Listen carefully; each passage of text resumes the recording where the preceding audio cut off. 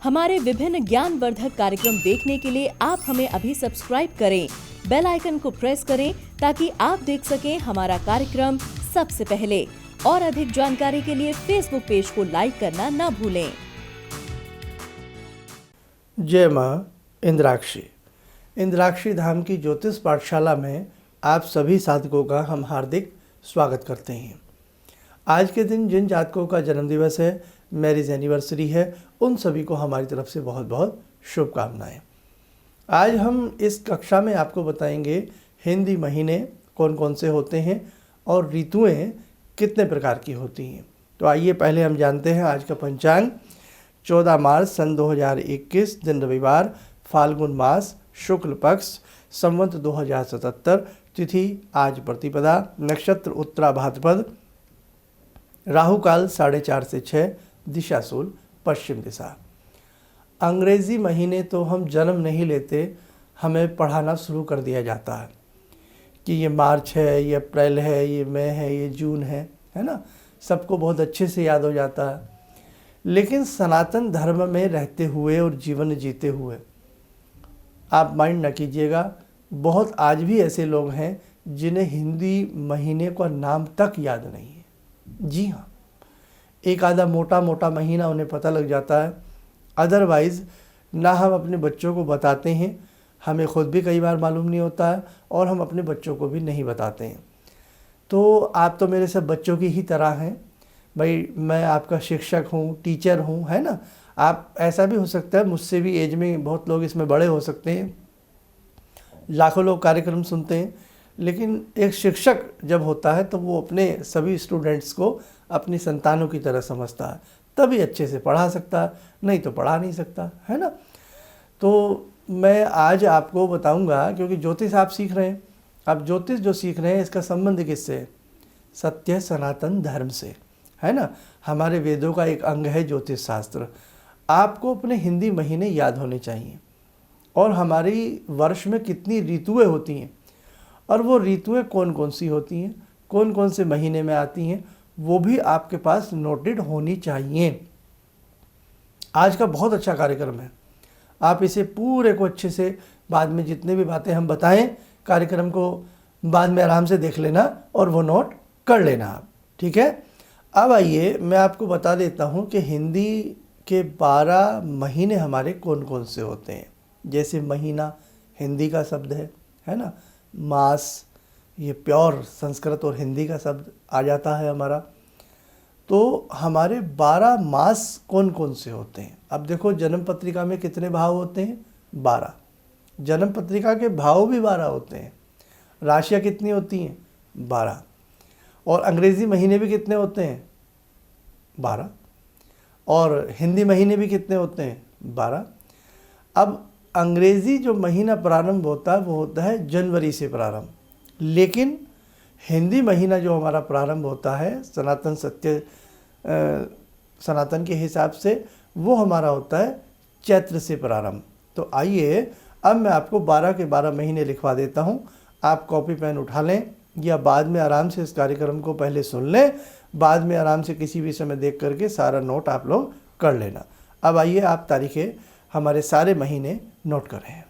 प्रथम मास चैत्र, द्वितीय बैसाख, तीसरा महीना ज्येष्ठ, चौथा महीना आषाढ़, पांचवा महीना श्रावण, छठा महीना भाद्रपद जिसे भादो भी कहते हैं, सातवां महीना आश्विन, आठवां महीना कार्तिक, नौवां महीना मार्गशीर्ष, 10वां महीना पौष, 11वां महीना माघ और 12वां महीना फाल्गुन।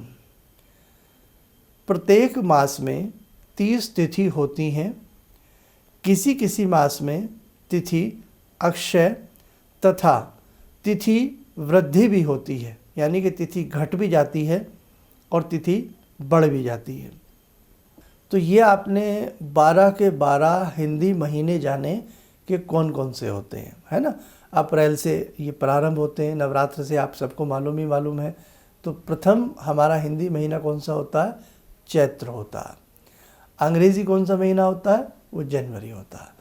अब मैं आपको बता देता हूँ कि हमारी ऋतुएं कौन कौन सी होती हैं और ये ऋतुएं किस किस महीने में हिंदी के और अंग्रेजी के हिसाब से आती हैं। आप लोग नोट कर सकते हैं।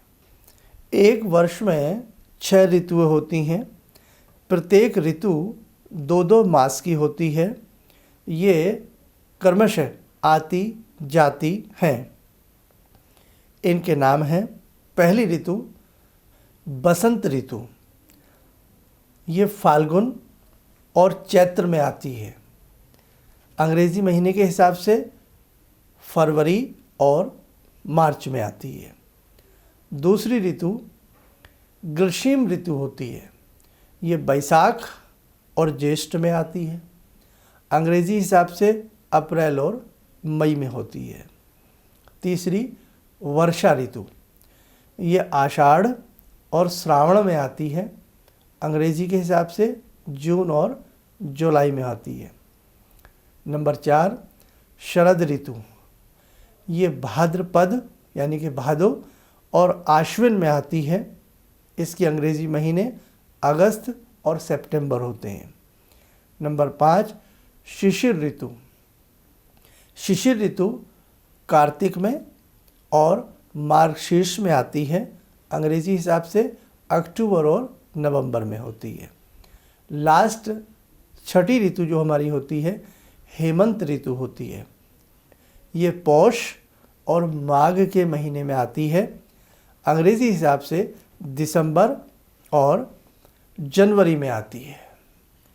तो आज हमने आपको बताया 12 महीने अपने नोट कर लिया आपने सारे हिंदी वाले, और हमारी 6 की 6 ऋतुएं, हर ऋतु को 2-2 महीने मिलते हैं, यानी कि 12 महीनों में ऋतु डिवाइड हो जाती हैं। तो ये भी आपको होना चाहिए। बाद में आपको बहुत सारी चीज़ें ऐसी हैं, देखो अगर ज्योतिष सीख रहे हो तो सब आपको पता होना चाहिए।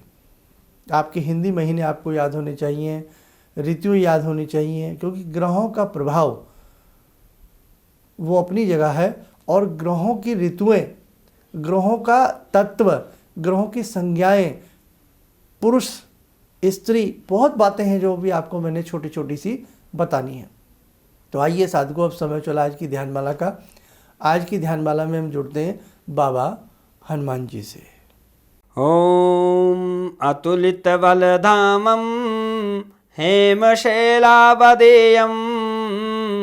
धनुजवन कृशानु ज्ञानिनामग्रगण्यं सकलगुणनिधानं वानराणामधीशं रघुपतिप्रियभक्तं वातजातं नमामि। मनोजवं मारुततुल्यवेगं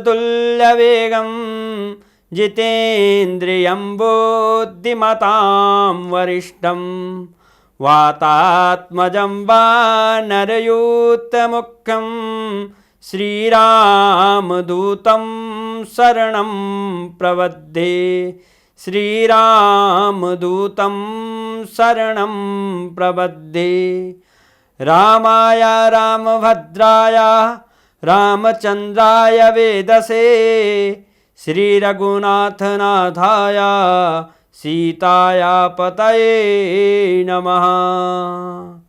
श्री हनुमंताय नमः। कवच बना लें, ध्यान करें, हनुमान जी का शुभ आशीष हम सबके ऊपर बरस रहा है।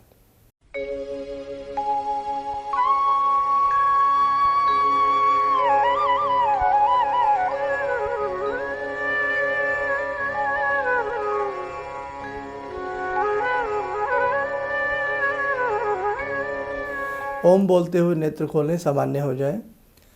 देखो, ज्योतिष एक बहुत गूढ़ सब्जेक्ट है।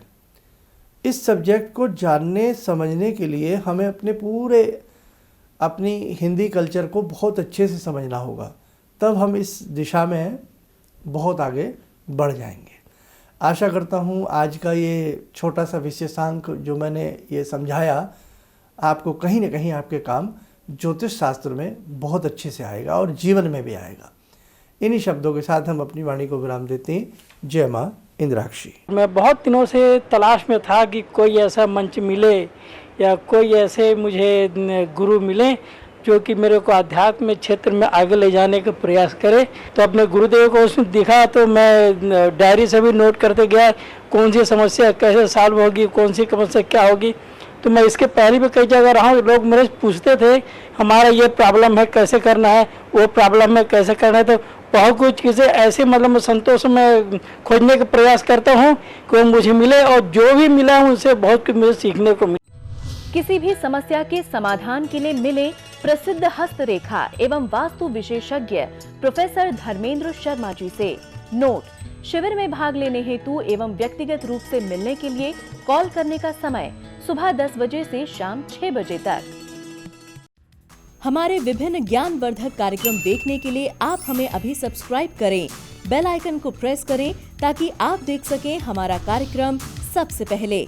और अधिक जानकारी के लिए फेसबुक पेज को लाइक करना न भूलें।